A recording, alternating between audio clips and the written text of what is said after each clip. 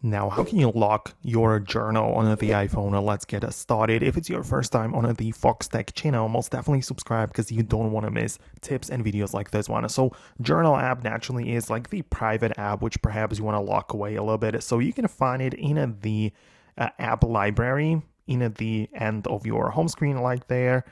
And you can see that we can locate the journal, so you can perhaps look it up or whatever. But if you have it, for example, on the home screen like that, you can hold it down on the app icon like this and perform some changes to it. So you can see that we have the ability to click on require Face ID. So when you click on this, it will ask you if you actually want to do this. So you can tap on the require Face ID to like confirm it, of course.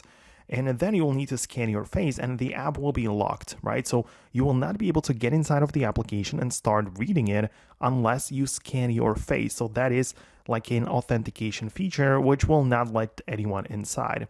So that's pretty cool, right? So you will need to scan your face. If it doesn't work for like 2 tries, then a passcode is going to be required for the entering of that application. But yeah, that's how it works. At the end of the day, it gets the job done. So this is how I would do this.